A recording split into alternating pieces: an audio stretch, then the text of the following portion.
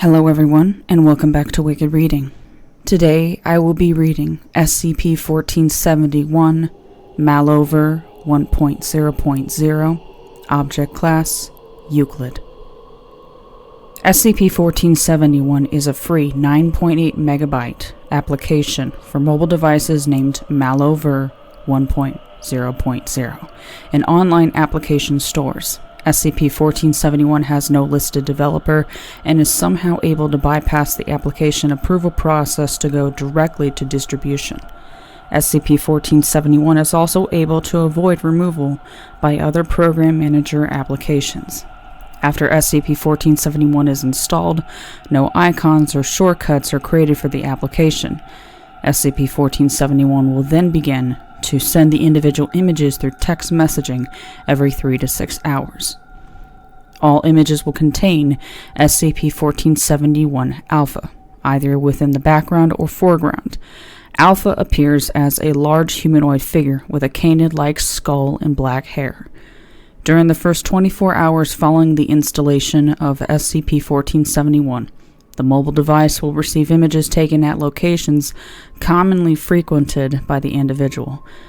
After 48 hours, the mobile device will receive images taken at locations that were recently visited by the individual. After 72 hours, the mobile device will receive images of the individual in real time, with Alpha appearing within close proximity to the subject.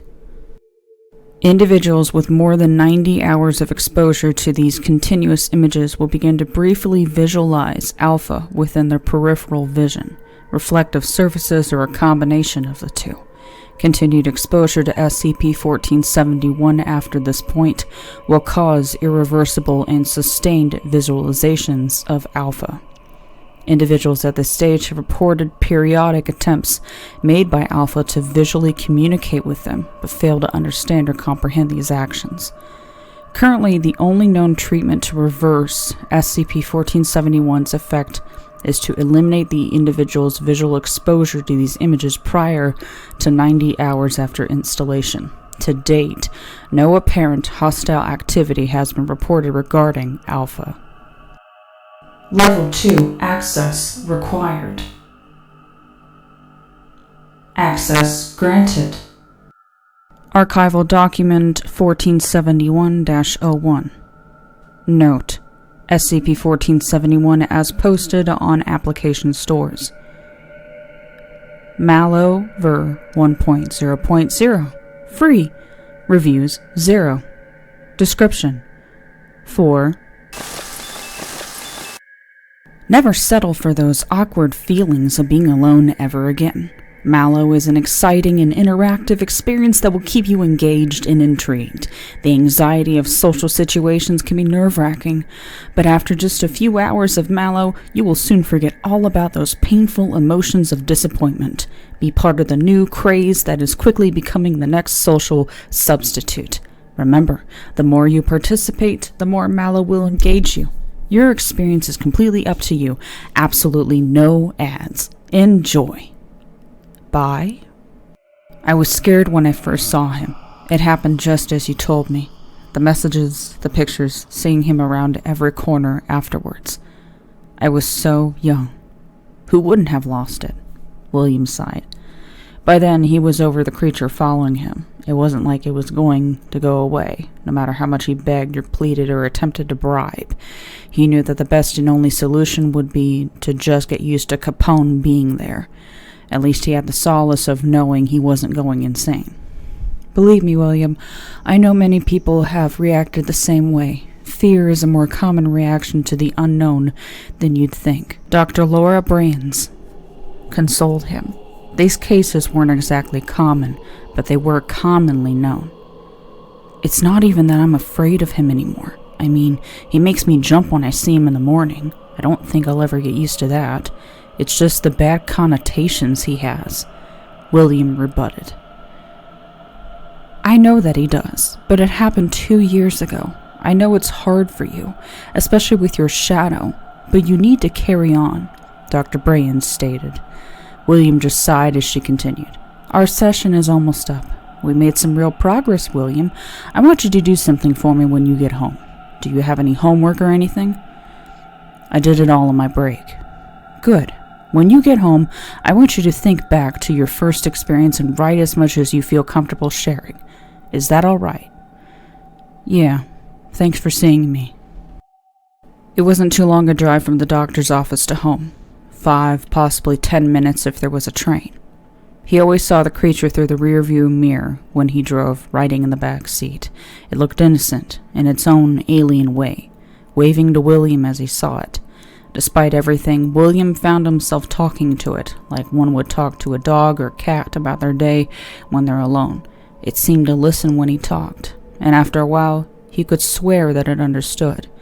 It's hard to tell with a face like that, so all there were to go by were various head tilts and waves, and even then he had to teach it how to wave. At least I know you're interested.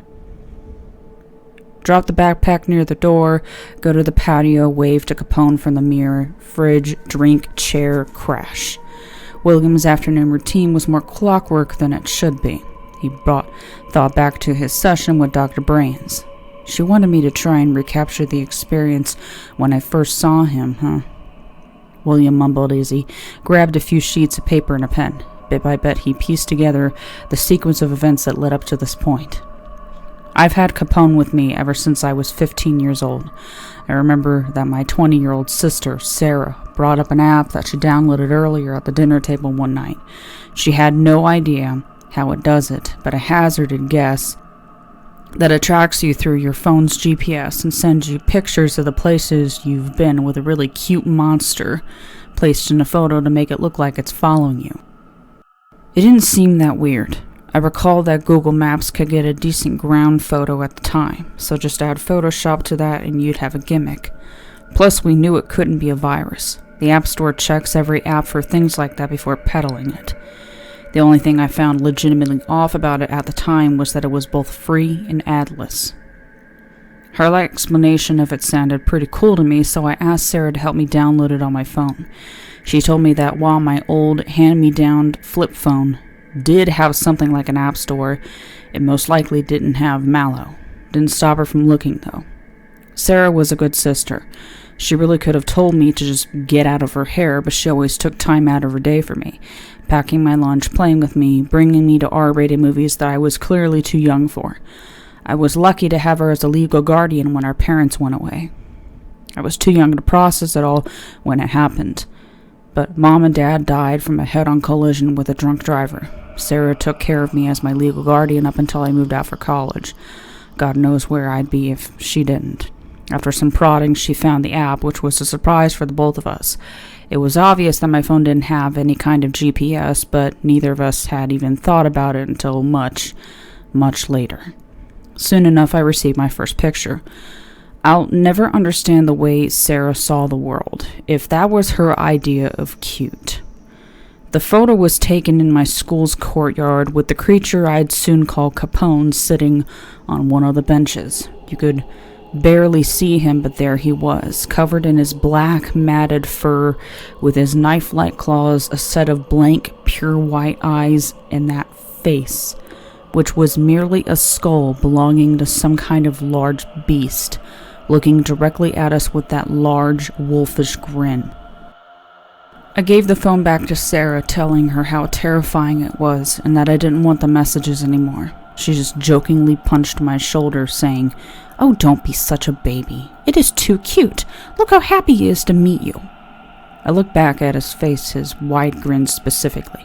I have to admit, I laughed at that. It was just the sheer wrongness of that statement that made me listen to the next. "I'm sure he'll grow on you eventually. Tell you what, if you can put up with him for 1 week, we'll go see that movie you've always wanted to see. If he still gives you nightmares, we'll delete it. If you end up liking it, we'll laugh about it later. Deal?" I looked at the picture again. It appeared that getting a photo every now and then was the extent this was going to go, and looking at it in hindsight, I probably would have kept it on for next to nothing if she really wanted me to. So I agreed. Sarah was ecstatic after all, and assured me that I wouldn't regret it while showing me some of her own pictures. She only had 3 so far, one at her office, one at the park, and another on the road we lived on, each picture containing her own clearly visible entity.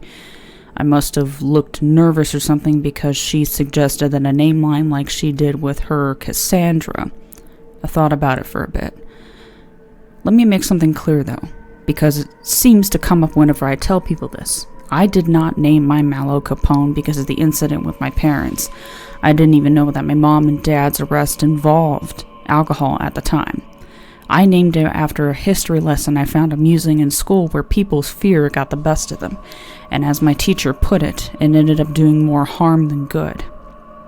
It was intended as a reminder that I shouldn't be making the same mistake. I saw a bit of light in this whole thing after giving it a mock title and thought it wasn't going to be that bad. I went to bed and my normal life went on for just a little while longer. I continued to get pictures of Capone for a while, following me at school, the bus stop, my street, virtually everywhere I went. It wasn't until the third or fourth day when I got called in from class. I was thinking that I was in trouble for something even if I didn't know what, but as soon as I saw Sarah, that feeling was stifled. She looked very shaken. The instant she saw me, she immediately yanked my arm and brought me to the car. Sarah was not looking good at all. She kept asking questions about Capone, things like if I saw him or if I received any photos from him with me in the images.